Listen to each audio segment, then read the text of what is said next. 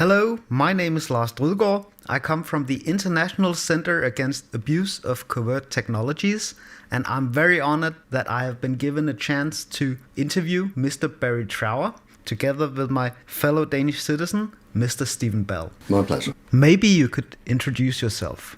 Yeah, I'll tell you how I came into this. In the 1960s, very early 1960s, I trained with the government microwave warfare establishment. I looked at all aspects of microwave warfare. And when I finished my time in the military, because I had a lot of expertise in the microwave field, I was asked if I would carry on with this research. And some people blow this out of all proportion. I was an agent. I don't like the word secret agent, because secret agent, when you say secret agent, people think of James Bond, who wasn't a secret agent and he wasn't a spy. James Bond, the fictitious character, is military intelligence, and I wasn't military intelligence. I was an agent. I collected information secretly, and I spent 11 years collecting information from spies who were a very small part of my work. I also questioned international terrorists, international criminals, anybody of immense interest I questioned, and I trained for quite a few years to learn how to do this.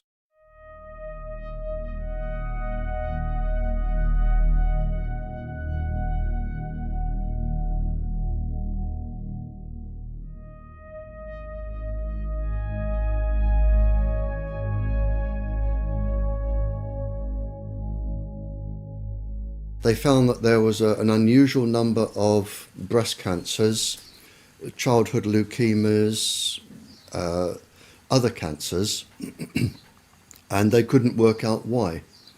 So they changed some of the staff, and then they went down with leukemias and cancers. And again, they changed the staff, and then they looked into this and found they were being microwaved. And this is where the United States became a little bit naughty.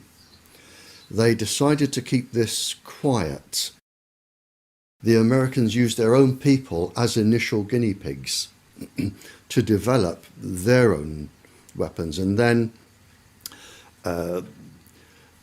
when it was discovered what was going on, initially there was a denial that you always get. Then there was a cover-up report, and finally a very renowned professor, I think he has about 18 professorships, John Goldsmith, he wrote the definitive proper report and found that low-level microwaves were causing an enormous amount of cancers and leukemias and ill effects. And by then, everybody was leaping onto the microwaves as stealth weapons, and they go from there, which was the 50s, right up to and including the present day.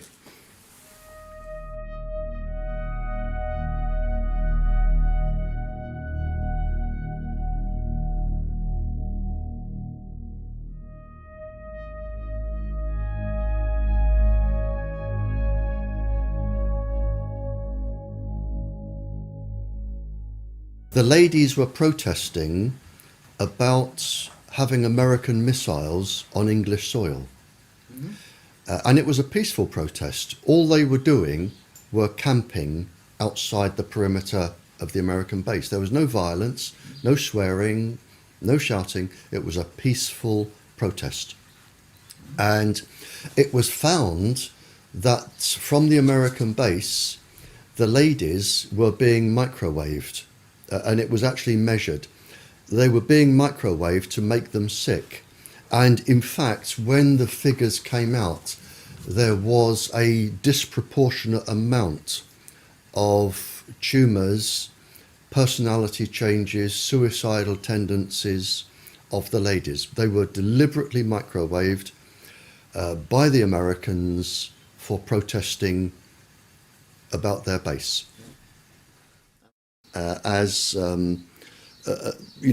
With one pulse frequency, you can just make people so suicidal, they can't be bothered to act like a demonstrator anymore. All they want to do is sleep or lay in bed all day.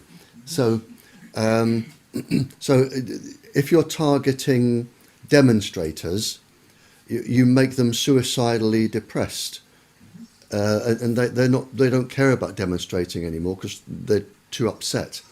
Whereas if you want to cause a specific psychiatric illness, you would have an infrared device that followed the person, and you would link it to a pencil-thin microwave source, so the microwave beam would always target a specific gland or a specific part of the brain or an eye or a heart. So you would have them being targeted. They can cause insanity, and it was an experiment. One of the experiments was to take an ordinary sane person, cause insanity, and have a psychiatrist who was unknown to everybody diagnose schizophrenia or paranoia or a psychiatric illness. That was a successful outcome, and the person would spend the rest of their life in an asylum in misery, but to the government scientists that was a success. Well, it's a guinea pig locked up. Oh yeah. I mean, humans. The difference between humans are like guinea pigs. If they want to experiment on you, by the thousands they will, and you can be driven to insanity and death, and you just become a tick in a box, without any so much as a feeling. Yeah, and this is what they do, and this is why they are above the law.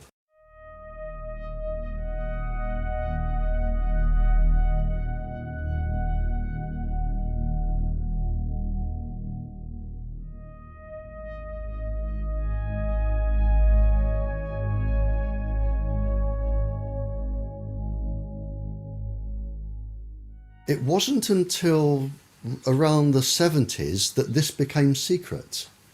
For some reason, it was talked about openly. You know, if I'm talking to a spy and I want to find out where the spy was trained, how the spy was recruited, over the 5-year period of training and everything that went on, it's going to take years and years and years. But if you want to talk about microwaves and chips and microwave weapons, they'll just talk about it over a biscuit and a cup of tea. It wasn't secret. Most governments talked openly, or people talked openly about it. It wasn't until the 70s, mid-70s, that I think the full potential of this globally came into force. And the governments decided then to put everything under the Official Secrets Acts. But until then, nothing was secret. It was just talked about openly. That's actually very interesting. Yeah, I mean, it just wasn't, people didn't know about it. It wasn't general knowledge. You wouldn't meet somebody in the supermarket and say, have you got a chip in? But the people that had them knew they had them, and they would go around talking about them, and other people would talk about them. Whereby with the special forces you could send down, if you had an idea roughly what country they were in, you could send down a beam from a satellite. The chip would be switched on by the beam, energized, and would send a signal back. You've got that type of chip. The other type is when it is pulsing continuously to stimulate, let's say, a gland in the body at a set frequency to produce a specific chemical that will produce a specific biochemical response in the brain. So you can have one working permanently, and you can have them working intermittently, and you can have them that will only work if they are stimulated. Yeah, I mean, voices are the easiest ones because all you have to do is stimulate the cochlea with a set resonant frequency. It's very easy.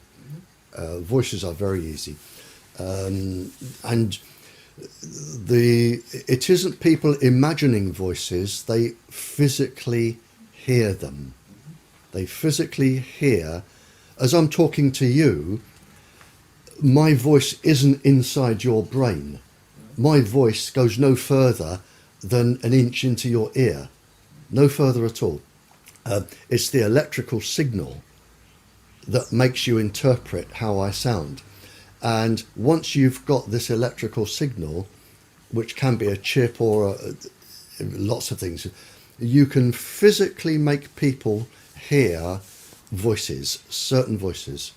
And it can be any conversation, and it can be anybody you want to hear. It can be a soft, angelic voice. It can be a god. It can be something that scares you, like a devil. It can be anything.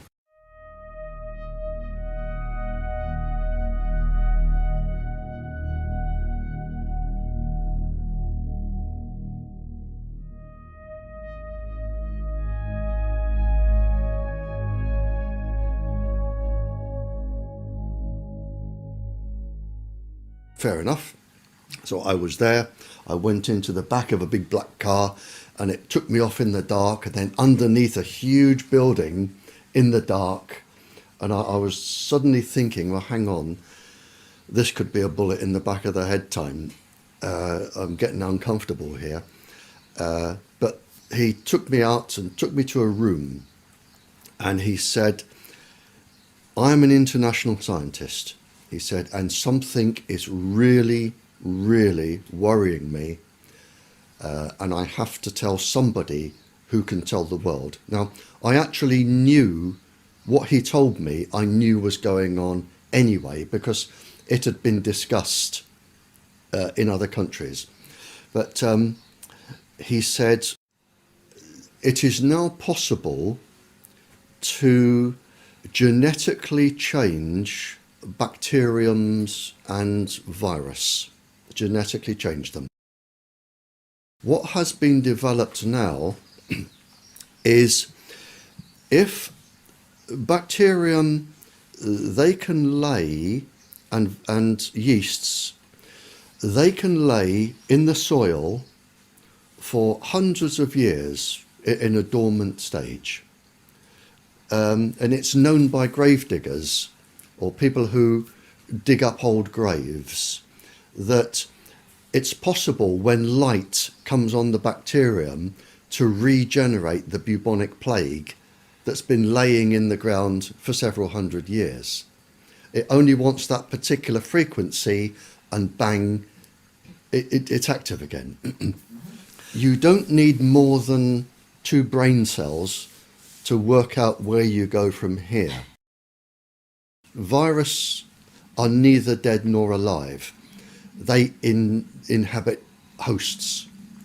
If I put a virus inside a dormant bacteria that I know I can spring to life, I go to Norway on a holiday, or Denmark, or Sweden, I just spread the virus around the forests with the dormant bacteria, and I come back. And I can wait, if I like, 100 years, 200 years, or 2 hours. Makes no difference to me.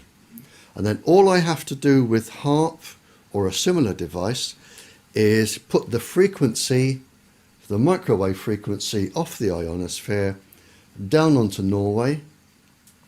Whenever I feel like it, the virus will spring to life because their host has sprung to life. This is where we are. So countries can now, just by introducing bacteriums and viruses and whatever, they can totally devastate the economic possibilities of another country.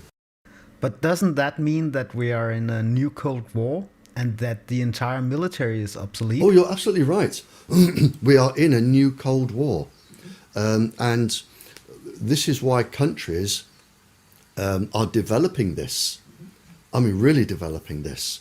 And this is why all of the microwave transmitters are going up everywhere. Because somebody, if they wanted to, could use them for other effects. The system is up and running.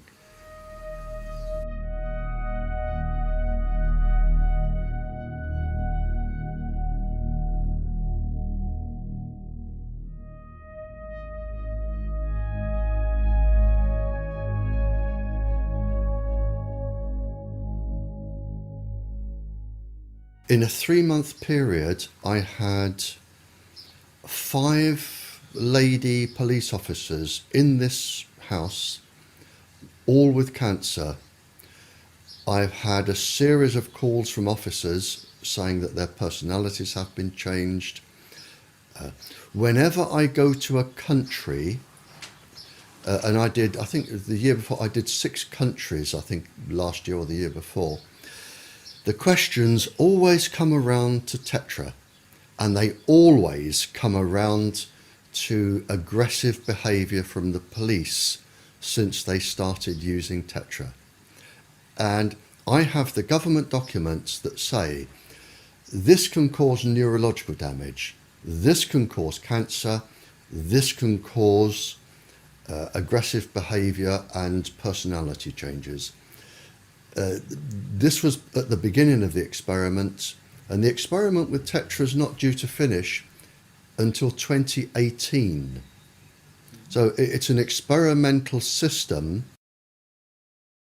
The United States one was quite interesting. It was to do with special forces, probably 5 or 6 years ago. They came back from a mission, and of the 6 or 8 gentlemen that were in the special forces, 5 of them, I believe, went home. I think it was 5 or 6 went home and severely beat their wives or children or both, where some of the wives died, some ended up in hospital, but they were severely beaten. And it was believed that the communications apparatus they were using was in training the brain and stimulating violence.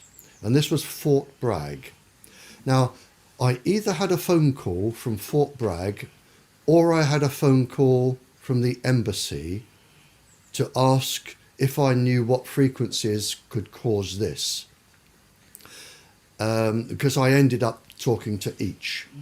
And I said, don't tell me, I will tell you what frequencies they have been using. Now, the special forces don't just hold them up, they're on permanently.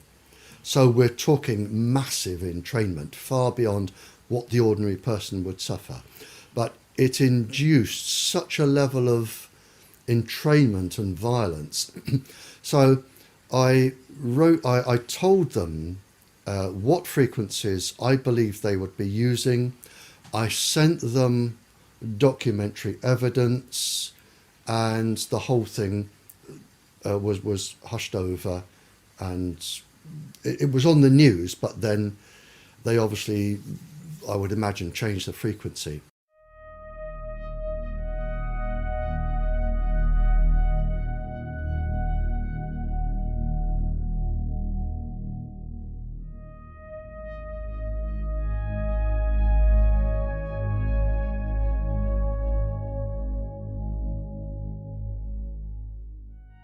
It's been shown that a child using a cell phone, just an ordinary school child,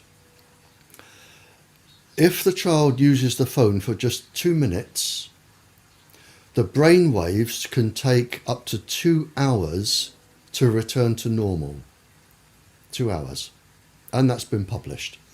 Now, in those 2 hours, the child's brain is not acting as it should, and it could demonstrate itself in a number of ways.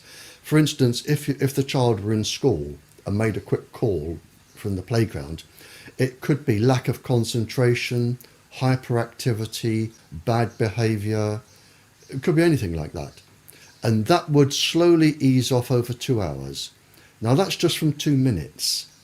Now if a child makes a phone call every couple of hours, the brain is going to be entrained permanently.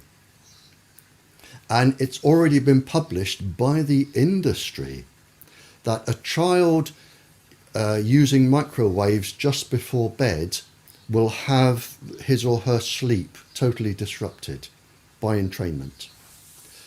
I cited, I think, 200 schools in Europe where a transmitter had been put in or near the playground where they had leukemia clusters.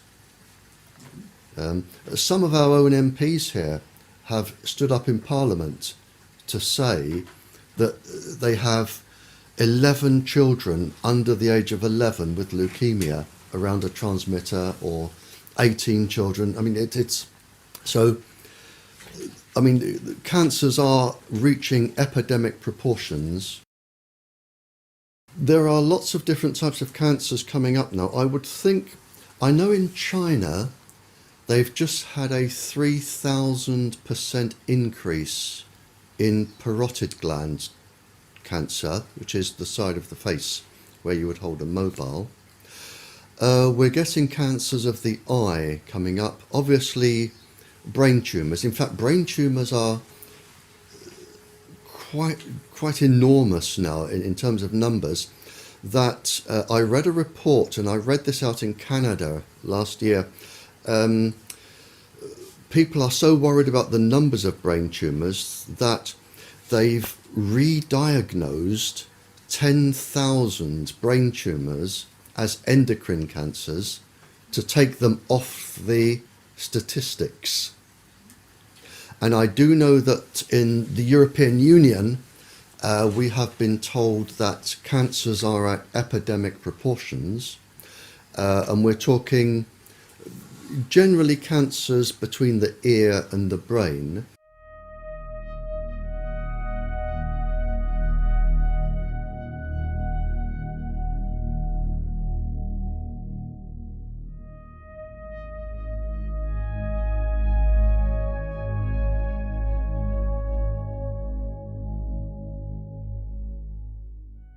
Years ago, our government said to its scientists, when it comes to microwaves, you will only talk about things to do with heat, and that is it.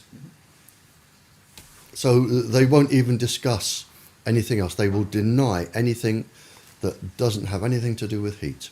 Yeah. They even deny all of their 40 years of research leading up to this. Yeah. Although they've said this can cause cancer and all the damage, they say, no, it can't. We're only looking at heat, and heat is all that matters. Yeah, I prefer to call it lying. All right. Yeah. I think I've never known so many liars in my life as what is coming out now from the government. Put it simply, they did all the research, they knew the dangers, and then they decided to lie to the public for no other reason than to save themselves with lawsuits and to make money for industry. And that's written down, and I've got that written down. Okay. So for the last 40 years, the government, the English government, has been lying to the people. And the American government, the Canadian, the Australian, they have been lying. They have been lying to protect industry, protect their profits, to protect themselves from lawsuits. So they are really just liars, and it's provable. I made a statement in Birmingham, in this country, probably 15 years ago, and I haven't changed it since. And I've said that I believe that this industry and the part of the government which is encouraging them will be responsible for more civilian deaths and suffering than all the terrorist groups in the world ever. And with the growth of the industry over the last 15 years, I would say now that these people are probably going to cause more death and suffering than the entire Second World War. And is that genocide? Yes, without a shadow of a doubt. And are they going to get away with it? Yes, because they are untouchable. They are outside the law. Who is actually behind those decisions? Is this sanctioned by the WHO? Sanctioned by the World Health Organization, without a shadow of a doubt. It is the same people. It's the same people sit on the ICNIRP certificate. They sit on our government's Health Protection Agency, sit on the World Health Organization. It's the same people. It's the same people. There's probably no more than 20 of them. But they are going to, in my opinion, commit the worst genocide this planet has ever known. Not just people, but animals, plants. They are probably going to cause more destruction than a global war. And in several hundred years' time, people will look back, whoever survives, and look at what we try to do to stop them.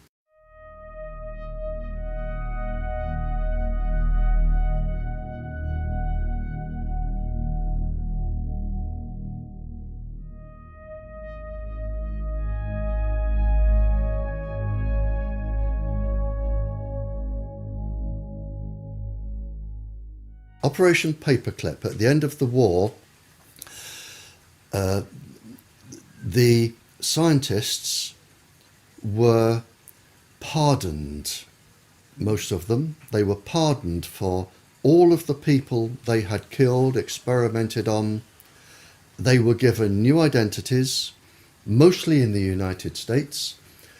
They were given new identities, lived an ordinary civilian life, very well paid, and they went to work in laboratories for the American government.